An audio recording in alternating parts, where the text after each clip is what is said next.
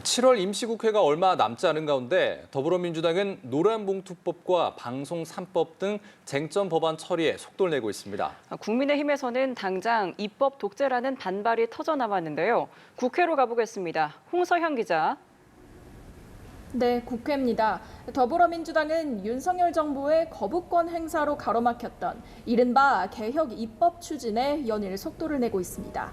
어제 파업에 대한 사측의 손해배상 청구를 제한하는 이른바 노란봉투법과 집중투표제 의무화 등이 담긴 상법 개정안이 민주당 주도로 국회 상임위를 통과했는데요. 여당은 이와 함께 방송 3법 등 쟁점 법안을 다음 주 열리는 7월 임시국회 마지막 본회의에서 처리한다는 방침입니다. 김병기 당대표 직무대행은 지금의 민생경제 상황을 생각하면 법안 처리를 더는 늦출 수 없다고 시급성을 강조했습니다. 발언 듣고 오시겠습니다.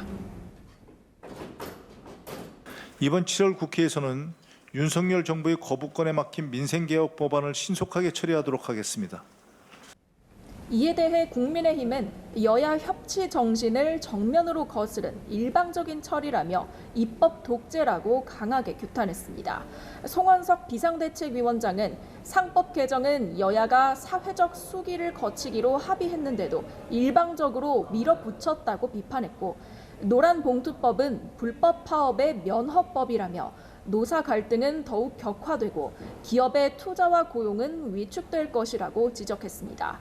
그러면서 결국 대한민국 경제를 파탄으로 몰고 갈 것이라고 했는데 이어지는 발언도 듣고 오시겠습니다. 그 결과는 여야 합의 없이 반시장 입법을 강행한 이재명 정권과 더불어민주당이 오롯이 책임져야 할 것입니다. 국민의힘 원내 지도부는 민주당의 입법 폭주가 지속되는 상황이라며 소속 의원 모두 다음 주 내내 국회 경내에서 비상 대기해달라고 당부했습니다.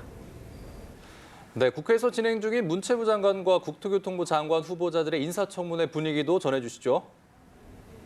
네, 먼저 최휘영 문체부 장관 후보자의 경우 부동산 매입과 자녀 취업 특혜 의혹이 도마에 올랐습니다.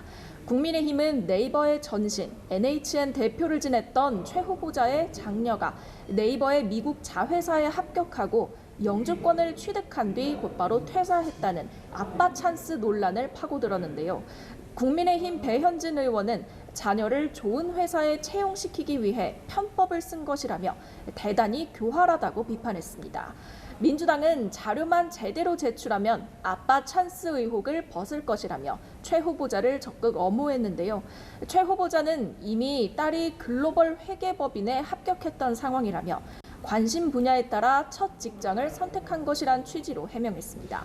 김윤덕 국토부 장관 후보자에 대해선 부처 소관 업무의 전문성 공방이 오갔습니다.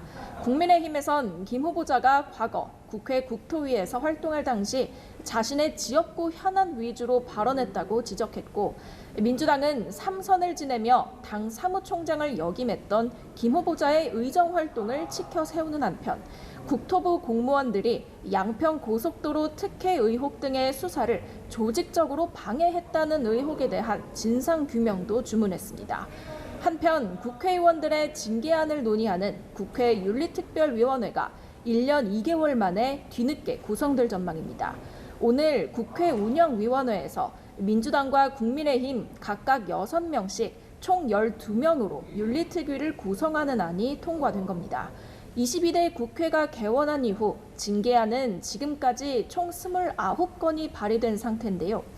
지난 대선 당시 TV토론에서 여성 비하 발언을 했던 개혁신당 이준석 대표와 보좌진 갑질 의혹으로 여가부 장관 후보자직에서 물러났던 민주당 강선우 의원 등에 대한 징계 논의가 본격 시작될지 주목됩니다.